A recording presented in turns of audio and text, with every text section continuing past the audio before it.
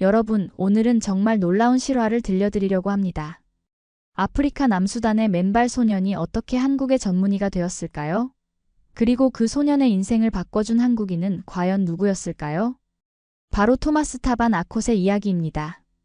13살 때 처음 만난 한국인 신부님 덕분에 운명이 바뀐 이 소년은 2024년 한국에서 외과 전문의 자격을 취득했습니다. 하지만 여러분이 상상도 못할 놀라운 반전이 기다리고 있어요. 과연 토마스가 고향으로 돌아갔을 때 발견한 충격적인 현실은 무엇이었을까요?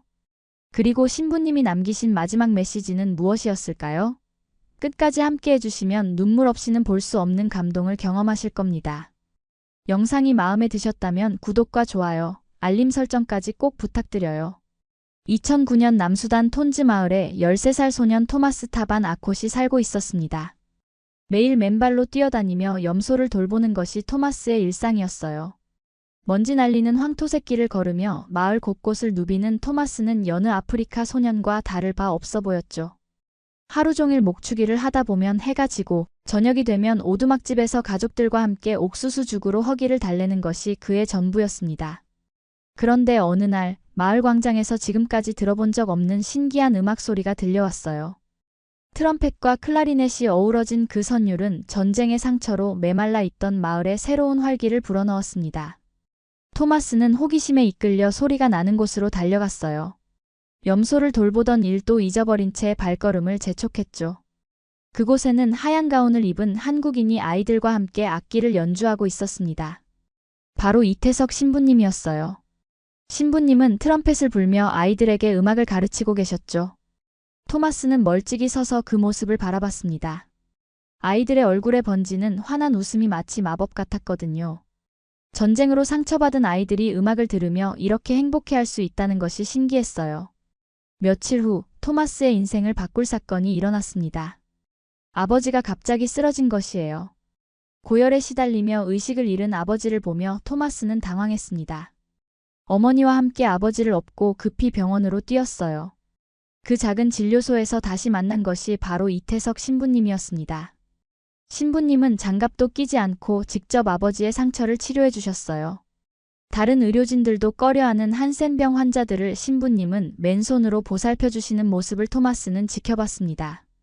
고름을 짜주고 붕대를 감아주시는 그 손길이 마치 천사의 손 같았어요. 토마스는 그 순간 깊은 감동을 받았습니다. 이런 사람이 되고 싶다는 생각이 간절히 들었거든요. 치료가 끝난 후 신부님은 토마스에게 따뜻한 미소를 지으며 말씀하셨습니다. 토마스, 너는 총이 아니라 음악을 들어야 해. 이 마을에는 평화가 필요하거든. 그 말씀은 13살 소년의 마음 깊숙이 박혔어요. 주변에서는 어른이 되면 총을 들고 싸워야 한다고 말하는 사람들이 많았는데 신부님은 전혀 다른 이야기를 해주셨거든요. 그날부터 토마스는 브라스 밴드에 참여하기 시작했습니다. 처음엔 서툴렀지만 매일 밤 연습에 몰두했어요. 낮에는 염소를 돌보고 해가 지면 광장으로 나가 악기를 배웠습니다. 특히 클라리넷 소리에 푹 빠진 토마스는 다른 아이들보다 훨씬 열심히 연습했어요. 신부님도 토마스의 재능을 알아보시고 개인 레슨까지 해주셨죠. 음악은 마음을 치유하는 힘이 있어. 총성 대신 음악이 울려 퍼지는 마을을 만들어보자. 신부님의 말씀에 토마스는 깊이 공감했습니다. 실제로 내전으로 상처받은 마을 사람들이 음악을 들으며 미소 짓는 모습을 보면서 음악의 놀라운 힘을 실감했거든요. 어른들도 아이들의 연주를 들으며 잠시나마 전쟁의 아픔을 잊는 것 같았어요. 하지만 행복한 시간은 오래가지 않았습니다. 불행은 갑자기 찾아왔어요. 토마스의 아버지가 병으로 세상을 떠나신 것입니다. 13살 소년에게는 너무 큰 충격이었어요. 토마스는 며칠 동안 아무것도 할 수 없었습니다. 음악도 공부도 손에 잡히지 않았어요. 세상이 무너진 것 같았거든요. 그때 신부님이 토마스를 찾아오셨습니다. 토마스, 아버지께서 하늘에서 너를 지켜보고 계실 거야. 네가 포기하면 아버지가 얼마나 슬퍼하시겠니? 신부님은 토마스의 어깨를 따뜻하게 감싸주시며 위로해 주셨어요. 그리고는 놀라운 제안을 하셨습니다. 한국에 가서 공부할 기회를 만들어줄게. 하지만 조건이 있어. 반드시 의사가 되어서 이곳으로 돌아와야 해. 토마스는 눈물을 흘리며 고개를 끄덕였습니다. 아버지를 잃은 슬픔을 희망으로 바꿔주는 신부님의 말씀이었거든요. 2014년 토마스는 생애 처음으로 비행기를 탔습니다. 공항에서 바라본 거대한 철새 같은 비행기가 신기했어요. 15시간의 긴 비행 동안 토마스는 창밖을 내다보며 새로운 세상에 대한 기대와 불안을 동시에 느꼈습니다.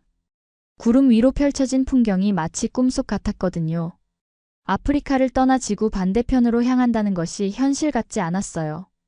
인천공항에 도착했을 때 토마스가 가장 놀란 것은 하얀 눈이 내리는 겨울 풍경이었습니다. 아프리카에서는 한 번도 본 적 없는 신기한 광경이었죠. 공항 밖으로 나서자 차가운 공기가 볼을 스쳤고 토마스는 몸을 움츠렸어요. 마중 나온 재단 관계자분이 두터운 패딩을 입혀주며 한국에 온 것을 환영한다고 말씀해 주셨습니다. 한국 생활은 토마스에게 큰 도전의 연속이었습니다. 무엇보다 언어 장벽이 가장 큰 문제였어요. 한국어를 전혀 모르는 상태에서 고등학교에 입학해야 했거든요. 처음 며칠은 선생님이 무슨 말씀을 하시는지 전혀 알아들을 수 없었습니다. 수업 시간에 멍하니 앉아 있을 수밖에 없었죠. 다른 학생들이 웃을 때도 왜 웃는지 모르겠고 선생님이 질문하실 때도 무엇을 묻는지 알 수 없었어요. 더 힘든 것은 주변 사람들의 시선이었습니다. 피부색이 다르다는 이유로 호기심 어린 눈길을 받아야 했어요. 어떤 학생들은 토마스를 보며 수근거리기도 했고 몇몇은 대놓고 신기하다는 듯이 쳐다봤습니다. 하지만 토마스는 포기하지 않았어요. 신부님과의 약속을 지키기 위해서였습니다. 매일 밤 신부님이 주신 작은 십자가를 만지며 다짐을 새롭게 했어요. 기숙사에서 혼자 지내는 시간이 많았습니다. 외로울 때마다 토마스는 고향에서 가져온 작은 트럼펫을 불었어요. 신부님이 가르쳐주신 찬송가를 연주하며 마음을 달랬습니다. 그 음악 소리를 들은 룸메이트가 다가와 아름다운 음악이네라며 친구가 되어주었어요. 그때부터 조금씩 한국 생활에 적응해 나갔습니다. 한국어 공부는 정말 어려웠습니다. 매일 밤늦게까지 사전을 들고 단어를 외웠어요. 편의점에서 아르바이트를 하며 생활비를 벌어야 했기 때문에 공부할 시간은 더욱 부족했습니다. 도시락으로 끼니를 때우며 절약하는 날들이 이어졌죠. 고향의 따뜻한 음식이 그리웠지만 참아야 했어요. 2017년 토마스는 드디어 한국의 의과대학에 입학했습니다. 3년간의 치열한 한국어 공부와 끝없는 노력의 결실이었어요. 입학식 날 토마스는 하늘을 올려다보며 신부님께 감사 인사를 드렸습니다. 신부님, 첫 번째 약속을 지켰어요. 이제 두 번째 약속도 꼭 지킬게요. 마음속으로 다짐하며 의과대학 건물에 들어섰어요. 의대에서 토마스는 운명적인 만남을 했습니다. 바로 존 마엔 루벤이었어요. 존도 남수단 출신으로 이태석 신부님의 제자였습니다. 같은 고향, 같은 스승을 둔 두 사람은 금세 친해졌고 서로를 의지하며 공부했어요. 우리는 혼자가 아니야 라고 말하며 서로를 격려했습니다. 토마스와 존은 학교 근처 작은 자취방을 함께 썼습니다. 둘 다 경제적으로 어려운 상황이었지만 꿈을 포기하지 않았어요. 방에는 책상 2개와 작은 침대가 전부였지만 그곳은 두 사람에게 가장 소중한 공간이었습니다. 밤늦게까지 의학 서적을 보며 서로 문제를 내고 토론했어요. 해부학, 생리학, 병리학까지 모든 과목을 함께 공부했습니다. 고향 음식이 그리울 때면 함께 간단한 아프리카 요리를 만들어 먹기도 했어요. 한국 마트에서 구할 수 있는 재료로 어머니가 해주시던 옥수수죽을 만들어 먹으며 고향을 그리워했습니다. 그럴 때면 두 사람은 신부님 이야기를 하며 초심을 다졌어요. 교수들은 두 학생의 열정에 놀랐습니다. 이 학생들은 단순히 공부하는 것이 아니라 사명감을 가지고 있습니다. 그들에게는 특별한 무언가가 있어요. 한 교수님이 동료들에게 말씀하셨어요. 실제로 토마스와 존은 다른 학생들과는 다른 면이 있었습니다. 시험 성적을 위한 공부가 아니라 진짜 환자를 살리기 위한 공부를 하고 있었거든요. 실습 시간에 토마스는 유독 열심이었습니다. 다른 학생들이 꺼려하는 환자들도 기꺼이 돌봤어요. 신부님이 보여주신 그 모습을 기억하고 있었거든요. 장갑 없이 한센병 환자를 돌보시던 신부님의 손길을 떠올리며 토마스도 환자들을 따뜻하게 대했습니다. 환자들도 토마스의 진심을 느꼈어요. 이 학생은 다르다며 고마워했습니다. 그런데 4학년이 되던 해 뜻밖의 소식이 전해졌습니다. 남수단 톤즈 마을에서 온 편지였어요. 신부님이 떠나신 후 진료소가 문을 닫았다는 충격적인 내용이었습니다. 토마스는 편지를 읽고 큰 충격을 받았어요. 자신들이 돌아갈 곳이 사라진 것 같았거든요. 2024년 2월 드디어 운명의 날이 찾아왔습니다. 한국 전문의 자격시험 합격자 발표가 있는 날이었어요. 토마스는 떨리는 마음으로 컴퓨터 앞에 앉았습니다. 손이 너무 떨려서 마우스를 제대로 움직일 수도 없었죠. 10년간의 노력이 이 순간에 달려 있었거든요. 심장이 너무 빨리 뛰어서 가슴이 터질 것 같았어요. 화면에 자신의 수험 번호를 입력하고 조회 버튼을 눌렀습니다. 몇 초간의 로딩 시간이 마치 몇 시간처럼 길게 느껴졌어요. 그리고 화면에 자신의 이름이 떠올랐을 때 토마스는 믿을 수 없었습니다. 합격 두 글자가 선명하게 보였거든요. 토마스는 자리에서 벌떡 일어나며 소리쳤어요. 합격했어. 정말 합격했어. 토마스는 급히 존에게 전화를 걸었습니다. 존도 내과 전문의에 합격한 상태였어요. 두 사람은 전화기 너머로 울음을 터뜨렸습니다. 우리가 해냈어. 정말 해냈어. 15년 전 신부님과의 약속을 지킨 순간이었죠. 그날 밤 두 사람은 만나서 밤새도록 이야기했어요. 소식은 곧 언론에 알려졌습니다. 남수단 출신 토마스, 한국 외과 전문의 최종 합격. 뉴스에서는 두 사람의 감동적인 이야기를 대서특필했어요. 인터뷰 요청이 쏟아졌고 전국의 병원에서 스카우트 제안이 들어왔습니다. 서울의 유명한 대학병원들이 모두 토마스를 원했어요. 조건도 매우 좋았습니다. 하지만 토마스의 마음은 이미 정해져 있었습니다. 기자와의 인터뷰에서 토마스는 분명히 말했어요. 저는 돌아가야 합니다. 이태석 신부님이 남기신 그 자리에 서야 해요. 그것이 제가 여기 온 이유입니다. 한국에서 받은 이 소중한 교육을 고향 사람들과 나누는 것이 제 꿈이에요. 주변 사람들은 토마스를 말렸습니다. 한국에서 성공할 수 있는데 왜 굳이 위험한 아프리카로 돌아가려고 하느냐고 했어요. 교수님들도 아까워하셨습니다. 이렇게 훌륭한 실력을 가진 의사가 한국을 떠나다니라며 안타까워하셨죠. 하지만 토마스는 흔들리지 않았습니다. 신부님과의 약속을 지키는 것이 가장 중요했거든요. 존도 같은 마음이었어요. 우리는 신부님의 꿈을 이어가야 해. 톤즈 사람들이 우리를 기다리고 있어. 두 사람은 한국에서의 안락한 생활을 포기하고 고향으로 돌아가기로 결심했습니다. 출국 준비를 하면서도 마음 한편으로는 아쉬웠지만 더 큰 사명감이 있었어요. 2024년 8월 토마스는 15년 만에 고향 톤즈에 발을 디뎠습니다. 공항에서 마을까지 가는 길은 여전히 먼지투성이었어요. 비포장도로를 따라 흔들리는 버스 안에서 토마스는 창밖을 바라봤습니다. 변한 것도 있었지만 여전히 가난한 모습이 대부분이었어요. 하지만 토마스에게는 세상에서 가장 반가운 길이었습니다. 마을에 도착한 토마스가 가장 먼저 찾은 곳은 이태석 클리닉이었습니다. 15년 전 신부님이 직접 지으신 그 진료소였죠. 하지만 그곳에서 토마스가 본 것은 충격적인 현실이었어요. 진료소는 문이 굳게 잠겨 있었고 벽에 걸린 간판은 녹이 슬어 글씨를 알아보기 힘들 정도였습니다. 주변에는 잡초가 무성했고 건물 전체가 방치된 모습이었어요. 진료실 안은 먼지만 가득했습니다. 한때 환자들로 북적였던 그곳이 이제는 텅 비어 있었어요. 신부님이 직접 설치하신 의료 장비들은 모두 고장나 있었고 벽에 걸렸던 신부님 사진만이 쓸쓸히 남아 있었습니다. 토마스는 가슴이 먹먹해졌어요. 신부님이 그토록 사랑했던 이곳이 이렇게 방치되어 있다니 믿을 수 없었습니다. 그때 한 노인이 토마스에게 다가왔습니다. 당신이 토마스군요? 신부님이 늘 말씀하셨어요. 언젠가 이 아이가 의사가 되어 돌아올 거라고. 노인은 토마스를 알아보며 반가워했어요. 그리고는 주머니에서 낡은 사진 한 장을 꺼냈습니다.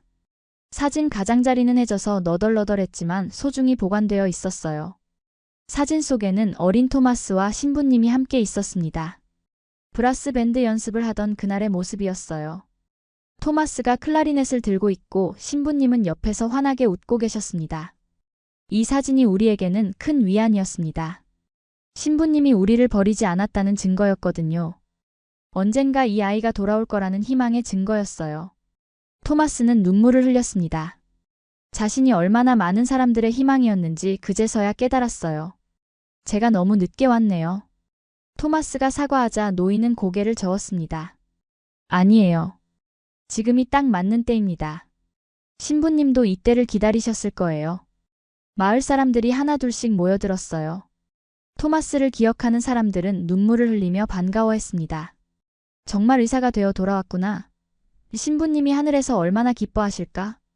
사람들의 환영에 토마스는 더욱 마음이 무거워졌어요. 이들의 기대를 저버릴 수 없다는 책임감이 밀려왔거든요. 토마스는 진료소 재개를 위해 본격적인 준비에 들어갔습니다. 한국에서 가져온 의료 장비들을 설치하고 낡은 시설들을 하나하나 수리했어요. 전기 시설부터 상하수도까지 모든 것을 점검했습니다. 존도 함께 와서 내과 진료를 담당하기로 했어요. 두 사람은 새벽부터 밤늦게까지 일했습니다.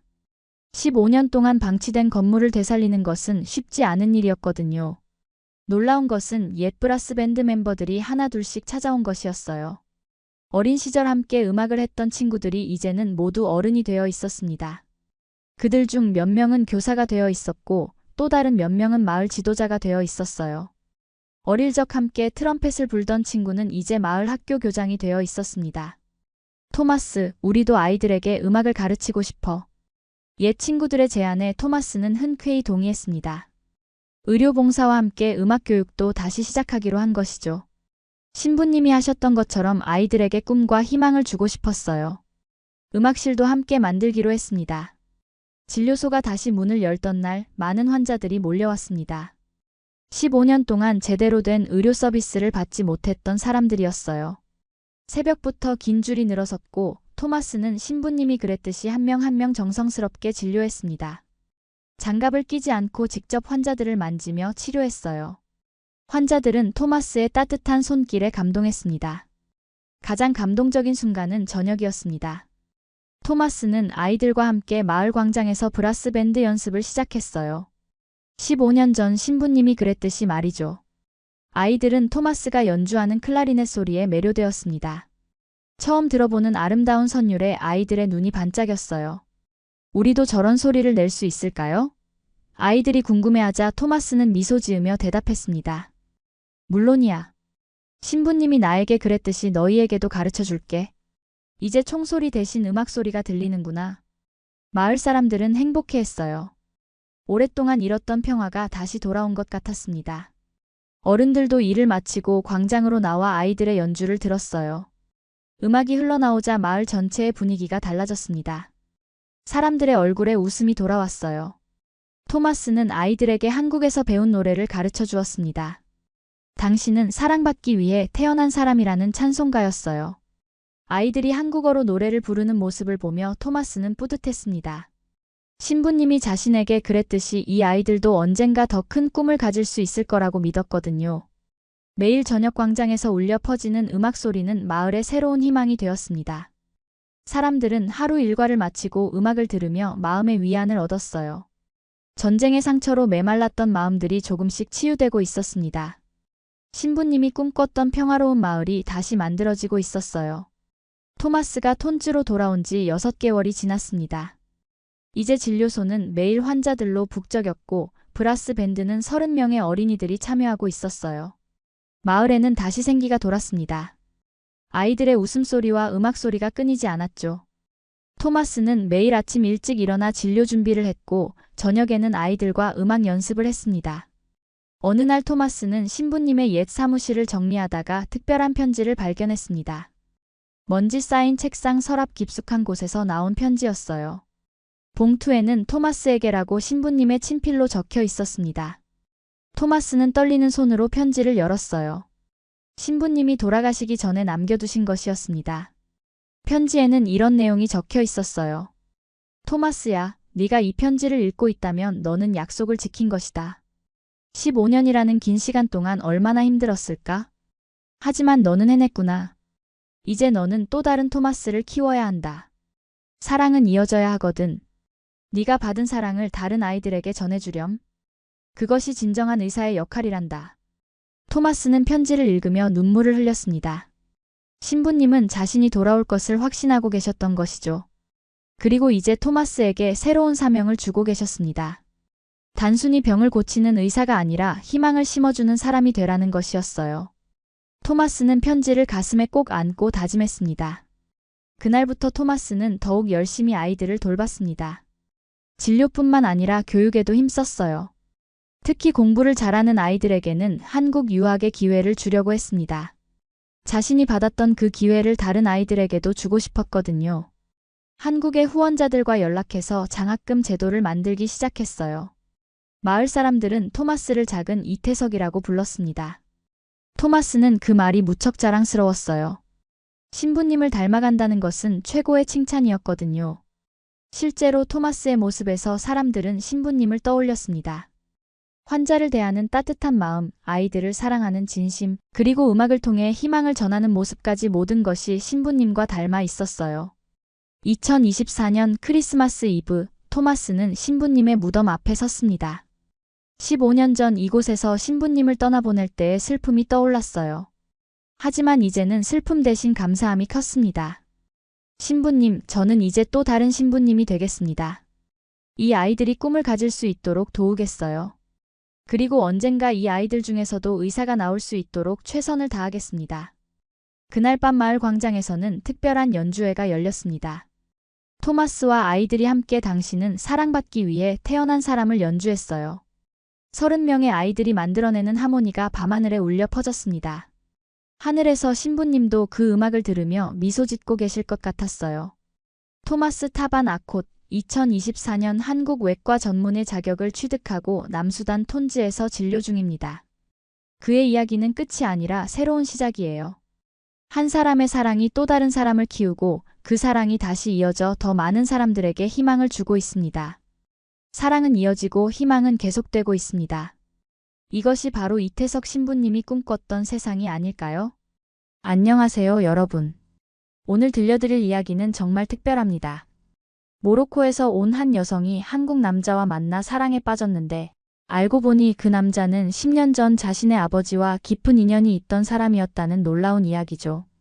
히잡을 벗고 새로운 삶을 시작한 파티마라는 여성이 어떻게 한국에서 진정한 가족을 만나게 되었는지, 그 과정에서 마주한 오해와 갈등, 그리고 감동적인 화해의 순간들을 함께 따라가 보겠습니다. 문화의 벽을 넘어선 사랑, 나이 차이를 뛰어넘은 진심, 그리고 한국 사회에 뿌리내리기 위해 노력한 한 여성의 용기 있는 선택까지. 과연 파티마는 어떤 시련들을 겪으며 진정한 한국인이 되어갔을까요? 마지막까지 시청하시면 여러분도 분명 눈물을 흘리게 될 거예요. 그럼 이제 시작해보겠습니다. 영상이 도움이 되셨다면 구독과 좋아요, 그리고 알림 설정도 꼭 부탁드려요.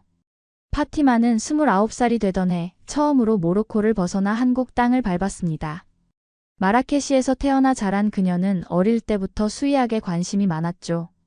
대학에서 수의학을 전공하며 동물들을 치료하는 일에 보람을 느꼈던 파티마에게 한국은 먼 나라였지만 언젠가부터 마음속 깊은 곳에 자리 잡고 있던 곳이기도 했습니다. 어린 시절 우연히 본 한국 애니메이션이 그녀의 마음을 사로잡았어요. 캐릭터들의 따뜻한 감정 표현과 아름다운 풍경들이 어린 파티마의 꿈속에 깊이 새겨졌죠. 그때부터 언젠가는 꼭 한국에 가보고 싶다는 생각을 품고 살았습니다. 그런 파티마에게 기회가 찾아왔어요. 국제 수의학 세미나가 서울에서 열린다는 소식을 들은 거죠. 가족들은 처음에는 반대했습니다. 혼자서 그렇게 먼 나라까지 가는 것이 걱정스러웠거든요. 하지만 파티마의 간절한 부탁에 결국 허락해 주었어요. 아버지는 조심해서 다녀오거라. 우리 딸이 꿈꾸던 곳이니까라며 따뜻하게 배웅해 주셨죠. 인천공항에 도착한 파티마는 설렘과 긴장이 교차하는 복잡한 마음이었습니다. 모든 것이 새로웠어요. 공항의 규모도, 사람들의 옷차림도, 들려오는 언어도 모두 신기했죠. 세미나가 열리는 호텔까지 가는 길에 파티마는 창밖 풍경을 한순간도 놓치지 않으려고 했어요. 높은 빌딩들 사이로 보이는 한강의 모습이 특히 인상적이었습니다. 세미나 첫날, 파티마는 자신이 데려온 반려 고양이 나디아와 함께 참석했어요. 나디아는 파티마가 모로코에서 기르던 고양이로 이번 세미나의 실습 대상이기도 했죠. 그런데 갑작스럽게 나디아가 쓰러진 거예요. 급성 쇼크 증상이었습니다. 파티마는 당황해서 어쩔 줄을 몰랐어요. 그때 한 남자가 다가와 나디아를 살펴보기 시작했습니다. 차분하고 전문적인 손길로 응급처치를 해주더니 곧 나디아가 의식을 되찾았어요. 그 남자가 바로 윤호였습니다. 43살의 한국 수의사였죠. 파티마는 그에게 감사의 마음을 전했고 윤호는 괜찮다며 따뜻한 미소를 지어주었어요. 윤호는 파티마보다 14살이나 많았지만 나이를 잊게 만드는 따뜻한 사람이었습니다. 나디아를 구해준 그날 이후로 윤호는 파티마에게 자주 안부를 물었어요. 세미나 기간 동안 둘은 자연스럽게 가까워졌죠. 윤호는 서울의 여러 곳을 파티마에게 보여주었습니다. 경복궁에서 한복을 입고 사진을 찍기도 하고 남산타워에서 야경을 감상하기도 했어요. 파티마는 윤호와 대화할 때마다 그의 진심을 느낄 수 있었습니다. 윤호는 동물을 사랑하는 마음이 깊었고 파티마의 문화에 대해서도 진심으로 궁금해했어요. 모로코의 전통과 음식, 언어에 대해 물어보며 진지하게 들어주는 모습이 파티마에게는 새로웠죠. 한국에서의 일주일이 끝나갈 무렵 윤호는 파티마에게 중요한 이야기를 꺼냈습니다. 파티마, 나는 당신과 더 많은 시간을 보내고 싶습니다. 결혼을 생각해 볼 수 있을까요? 갑작스러운 제안에 파티마는 깜짝 놀랐어요. 하지만 마음 한편으로는 윤호와 함께하는 시간이 너무나 소중했다는 것을 알고 있었죠. 시간을 주세요. 가족들과 상의해봐야 해요 라고 파티마가 답했을 때 윤호는 고개를 끄덕였습니다. 당연히 그래야죠. 제가 모로코에 가서 직접 인사드리고 싶어요. 윤호의 진심 어린 제안에 파티마의 마음은 더욱 흔들렸어요. 모로코로 돌아간 파티마는 가족들에게 윤호 이야기를 했습니다. 처음에는 모두 놀랐죠. 갑작스러운 국제결혼 이야기에 당황스러워했어요. 하지만 파티마가 윤호에 대해 이야기할 때의 표정을 본 가족들은 점차 마음을 열기 시작했습니다. 특히 어머니는 딸아, 내가 행복하다면 우리도 좋다. 하지만 그 사람이 정말 진심인지 직접 확인해보고 싶구나라고 말했어요. 아버지도 한국에서 온 사람이라니 신기하다. 한번 만나보자며 동의했죠. 한 달 후 윤호는 정말로 모로코를 방문했습니다. 파티마를 만나러 마라케시까지 온 거예요. 긴 비행시간에도 불구하고 윤호는 지치지 않은 모습이었어요. 파티마와 재회한 순간 둘의 얼굴에는 환한 미소가 떠올랐습니다. 윤호가 파티마의 집에 도착했을 때 뜻밖의 일이 벌어졌습니다. 파티마의 어머니 라시다가 윤호를 보자마자 얼굴이 하얗게 질린 거예요. 이럴 수가. 라시다는 말을 잇지 못했습니다. 파티마는 어머니의 반응이 이상하다고 생각했지만 처음 만나는 외국인에 대한 당황스러움이라고 여겼어요. 하지만 진실은 따로 있었습니다. 윤호는 10년 전 파티마의 아버지 하산과 사업 파트너였던 사람이었어요. 그때 하산은 카페 수출업을 하다가 큰 어려움에 처해 있었죠. 거래처에서 갑자기 계약을 취소하면서 막대한 손실을 보게 된 거예요. 바로 그때 윤호가 나타났습니다. 당시 윤호는 한국에서 수입업을 하고 있었는데 하산의 카페 품질을 보고 감탄했어요. 이런 좋은 제품이라면 한국에서도 충분히 인기가 있을 겁니다. 라며 즉석에서 거래를 제안했죠. 덕분에 하산은 파산 위기에서 벗어날 수 있었어요. 하지만 윤호는 그 후 연락이 끊어졌습니다. 개인적인 사정으로 사업을 접고 수의사로 돌아갔던 거죠. 하산은 그동안 윤호에게 감사의 마음을 표현할 기회를 찾지 못해 항상 마음에 빚을 지고 있었어요. 이 모든 사실을 모르던 파티마는 가족들의 이상한 반응에 당황했습니다. 친척들이 모여서 수근거리는 소리가 들려왔어요. 그 빚을 이런 식으로 갚는 거네, 딸을 이용해서 은혜를 갚으려는 건가 같은 말들이었죠. 파티마는 점점 화가 났습니다. 자신과 윤호의 순수한 사랑을 이상하게 해석하는 사람들의 시선이 견딜 수 없었어요. 급기야 윤호에게 따지고 말았습니다. 당신이 우리 아버지를 도와준 사람이라는 게 사실인가요? 그래서 나와 결혼하려는 건가요? 윤호는 잠시 당황했지만 곧 차분하게 대답했어요. 맞습니다. 10년 전 하산 아버님을 도와드린 적이 있어요. 하지만 그것과 당신을 사랑하는 것은 전혀 별개입니다. 윤호의 진심 어린 목소리에도 파티마는 쉽게 믿을 수 없었어요. 그날 밤 파티마는 잠을 이룰 수 없었습니다. 사랑이라고 생각했던 감정이 혹시 착각이었을까 하는 의심이 들었거든요.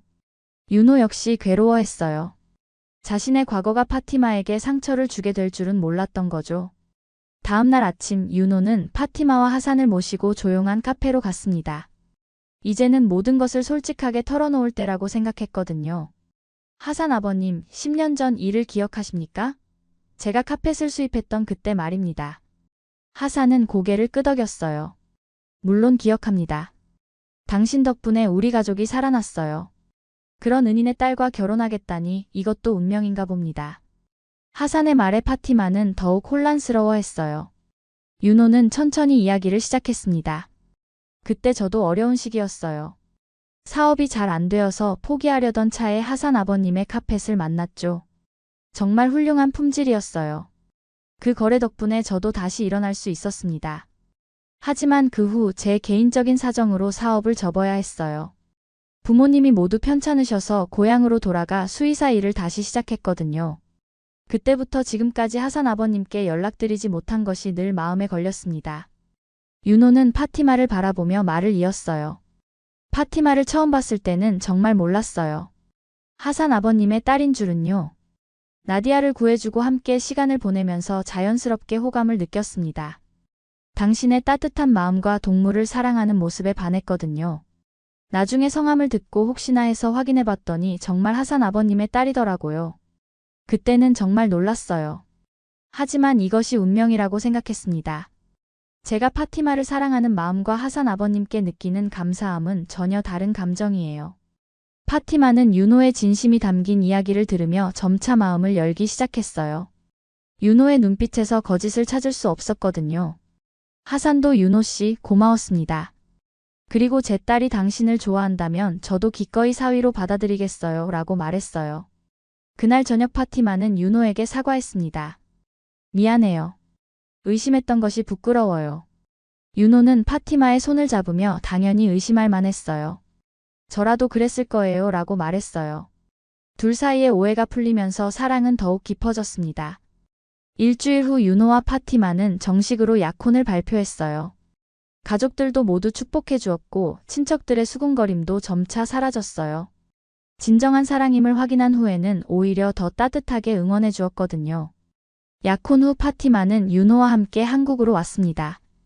결혼 준비를 하기 위해서였어요. 한국에서의 새로운 생활이 시작되는 순간이었죠. 윤호의 가족들과 만나는 것이 파티마에게는 가장 큰 걱정거리였습니다. 윤호의 어머니 순자는 70이 넘은 분이었어요. 평생 한국에서만 살아온 분이라 외국인 며느리에 대한 선입견이 있을 수밖에 없었죠. 처음 파티마를 만났을 때 순자의 표정은 굳어 있었어요. 안녕하세요, 어머니라고 인사하는 파티마를 말없이 바라보기만 했습니다. 윤호는 어머니와 파티마 사이의 어색한 분위기를 풀어보려고 노력했어요. 어머니, 파티마가 요리도 잘하고 동물도 잘 돌봐요. 정말 좋은 사람이에요 라고 말했지만 순자는 여전히 차갑게 반응했어요. 며칠이 지나도 상황은 나아지지 않았습니다. 순자는 파티마와 대화를 피했고 파티마는 점점 위축되어 갔어요. 문화적 차이를 극복하는 것이 생각보다 쉽지 않다는 것을 실감했죠. 어느 날 파티마는 용기를 내어 순자에게 모로코 전통 요리를 만들어 드렸어요. 타진이라는 요리였는데 향신료가 많이 들어가는 음식이었죠. 하지만 순자는 한 입도 먹지 않고 나는 이런 음식 못 먹어라고 말했어요. 파티마는 마음이 상했지만 포기하지 않았습니다. 이번에는 한국 요리를 배워서 만들어 보기로 했어요. 윤호에게 김치찌개 만드는 법을 배워서 정성껏 준비했어요. 순자는 이번에는 맛을 보긴 했지만 아직 많이 부족하네라고만 했어요. 파티마는 점점 지쳐갔습니다. 아무리 노력해도 시어머니의 마음을 얻기가 쉽지 않았거든요. 윤호는 파티마를 위로하며 시간이 해결해 줄 거야. 어머니도 마음을 열 거야 라고 말했지만 파티마에게는 위로가 되지 않았어요. 그런데 어느 날 파티마가 감기에 걸려 누워있을 때였어요. 순자가 조용히 방으로 들어와 따뜻한 죽을 끓여주었어요. 먹어봐. 몸이 약해지면 안 되거든이라고 말하며 숟가락까지 떠서 입에 넣어주었죠. 파티마는 눈물이 날 것 같았어요. 순자의 작은 배려에서 모성을 느꼈거든요. 어머니, 고맙습니다 라고 말하자 순자는 뭘. 이제 우리 가족인데라고 대답했어요. 그 순간 파티마는 순자의 마음이 조금씩 열리고 있다는 것을 느꼈습니다. 한국에서의 생활이 안정되면서 파티마는 중요한 결정을 내렸습니다.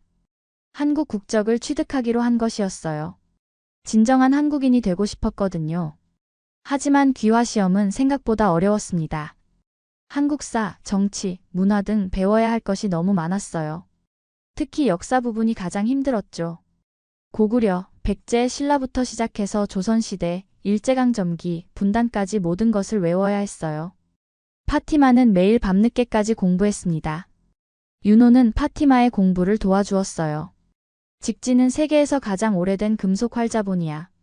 1377년에 만들어졌어 라고 설명해주며 함께 외웠죠. 애국가 사절까지 모두 암기하는 것도 쉽지 않았어요. 동해물과 백두산이로 시작하는 1절은 쉬웠지만 4절까지 가면 헷갈렸거든요. 순자도 파티마의 공부를 도와주기 시작했어요. 우리나라 명절은 설날, 추석이 제일 중요해. 그리고 어른께는 세배를 드려라고 알려주었죠. 파티마는 순자에게 한국 문화를 배우면서 더욱 가까워졌어요. 시험날이 다가오자 파티마는 긴장되기 시작했습니다. 혹시 떨어지면 어떻게 하나 하는 걱정이 들었거든요. 윤호는 걱정하지 마. 이렇게 열심히 준비했는데 못할 리 없어라고 격려해 주었어요. 시험 당일 파티마는 일찍 일어나서 준비했습니다. 윤호가 함께 가겠다고 했지만 혼자 가고 싶어요. 제 힘으로 해내고 싶거든요 라고 말했어요. 윤호는 파티마의 의지를 존중해서 혼자 보내주었어요. 시험장에서 파티마는 그동안 공부했던 모든 것을 떠올렸습니다. 한국사 문제가 나왔을 때는 긴장했지만 차분히 생각해보니 답이 보였어요. 애국가 문제도 무사히 통과했고 한국 문화에 관한 문제들도 잘 풀어냈어요. 시험이 끝나고 나오는 파티마의 얼굴에는 안도감이 보였습니다. 최선을 다했다는 생각이 들었거든요. 집에 돌아와서 윤호와 순자에게 열심히 했어요. 결과를 기다려봐야겠어요 라고 말했어요. 일주일 후 합격 통지서가 날아왔습니다. 파티마는 기쁨에 겨워 눈물을 흘렸어요. 드디어 진정한 한국인이 될 수 있게 된 거죠. 윤호와 순자도 함께 기뻐해 주었어요. 축하해. 이제 정말 우리 가족이야 라고 순자가 말했을 때 파티마는 또다시 눈물을 흘렸습니다. 귀화 시험에 합격한 파티마에게 순자는 특별한 제안을 했습니다. 시할머니께 인사드리러 가자. 할머니가 보고 싶어 하신다고 말이에요. 윤호의 할머니는 90이 넘은 고령이었지만 정신은 맑으신 분이었어요. 시골에 있는 할머니 댁에 도착했을 때 파티마는 긴장했습니다. 더 연세가 많은 분이니 외국인 손자 며느리를 어떻게 받아들일지 걱정되었거든요. 하지만 할머니는 파티마를 보자마자 환한 미소로 맞아주었어요. 어서 와라, 우리 새 식구야. 사진으로만 봤는데 실물이 더 예쁜 애라고 말하며 파티마의 손을 잡아주었어요. 할머니의 따뜻한 손길에 파티마는 마음이 따뜻해졌습니다. 점심을 함께 먹으면서 할머니는 파티마에게 여러 이야기를 들려주었어요.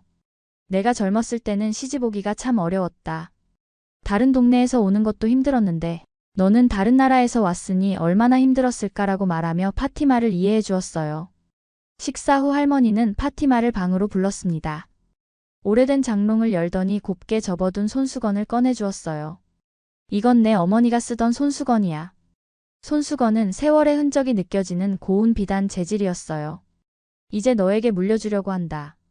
우리 집 며느리들이 대대로 사용하던 거거든이라고 할머니가 말했을 때 파티마는 감동에 벅차올랐어요. 할머니, 이런 소중한 것을 제가 받아도 될까요? 라고 파티마가 조심스럽게 물었어요. 할머니는 당연하지. 이제 너도 우리 집 며느리인데라고 대답하며 직접 파티마의 머리에 손수건을 둘러주었어요. 그 순간 파티마는 무릎을 꿇고 할머니께 깊게 절을 올렸습니다. 할머니, 진정한 가족으로 받아주셔서 감사합니다. 평생 이 마음 잊지 않겠어요 라고 말하며 눈물을 흘렸어요. 할머니도 눈물을 글썽이며 우리 집에 이런 효부가 왔구나. 윤호가 복이 많은 놈이야 라고 말했어요. 그 모습을 지켜본 윤호와 순자도 함께 눈물을 흘렸습니다. 그날은 모든 가족이 함께 사진을 찍었어요.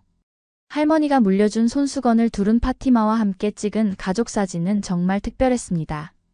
할머니는 이 사진을 액자에 넣어서 거실에 걸어놓아야겠다고 말하며 기뻐했어요.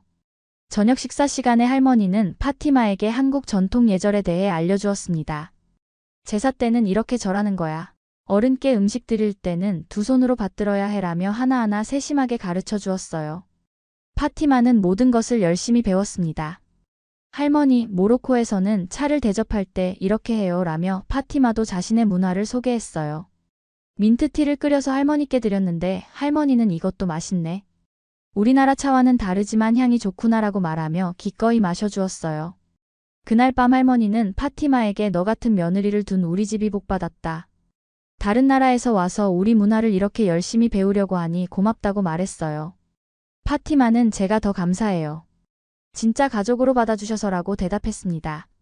집으로 돌아오는 길에 순자는 파티마에게 오늘 할머니가 정말 기뻐하셨다. 손수건 주신 것도 특별한 의미야. 할머니가 정말 마음에 들어 하신다는 뜻이거든이라고 말했어요. 파티마는 그 말을 듣고 더욱 뿌듯했습니다. 그로부터 3년이 흘렀습니다.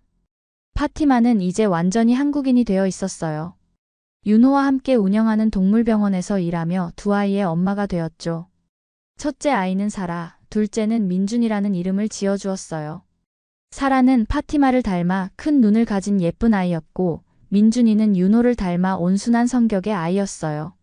두 아이 모두 한국어와 아랍어를 자연스럽게 구사했습니다. 파티마는 아이들에게 두 문화를 모두 가르쳐주고 싶었거든요. 동물병원 일도 순조로웠어요. 파티마의 전문성과 따뜻한 성격 덕분에 많은 고객들이 찾아왔습니다. 원장님 부인이 동물을 정말 잘 돌봐줘요 라는 소문이 났거든요. 파티마는 자신이 한국 사회에 기여하고 있다는 것에 보람을 느꼈어요. 순자는 이제 파티마를 친딸처럼 아꼈습니다. 파티마야, 김치 담그는 법 또 알려줄까? 라고 말하며 함께 요리하는 시간을 즐겼어요. 파티마도 순자에게 모로코 요리를 가르쳐 주었고, 이제는 두 나라 음식이 자연스럽게 식탁에 올랐습니다. 명절 때면 파티마는 한복을 입고 제사를 지냈어요. 할머니가 물려준 손수건도 소중히 간직하며 특별한 날에만 사용했죠.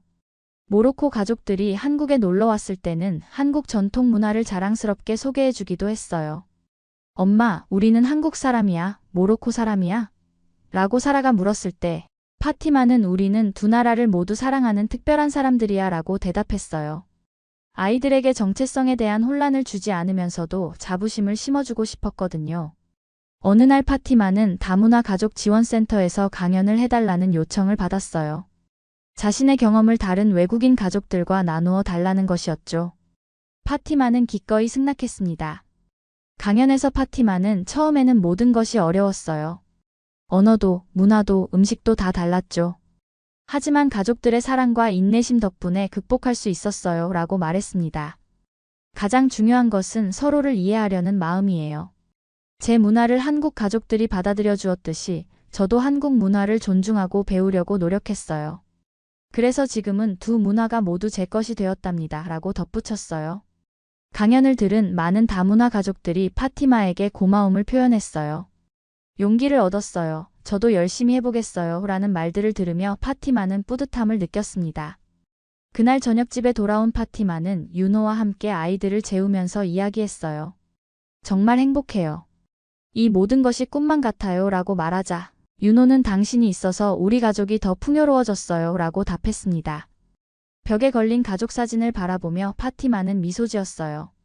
할머니가 물려준 손수건을 두른 채 찍은 그 사진에는 진정한 가족의 모습이 담겨 있었거든요. 나이 차이도, 문화 차이도, 언어 차이도 모두 사랑 앞에서는 작은 것들이었습니다. 사랑은 국경을 넘고 마음은 언어를 넘습니다 라고 파티마는 생각했어요. 모로코에서 온 한 여성이 한국에서 찾은 것은 단순한 사랑이 아니라 진정한 가족이었죠. 그리고 그 가족 안에서 파티마는 자신의 진짜 모습을 발견할 수 있었습니다. 지금도 파티마는 매일 아침 일어나서 감사하다고 생각해요. 우연히 시작된 한국 여행이 자신의 인생을 완전히 바꾸어 놓았거든요. 윤호와 만나고 한국 가족이 되고 두 아이의 엄마가 되기까지의 모든 과정이 기적 같았습니다. 앞으로도 파티마는 두 문화를 아름답게 연결하는 다리 역할을 하며 행복한 가정을 만들어갈 것입니다.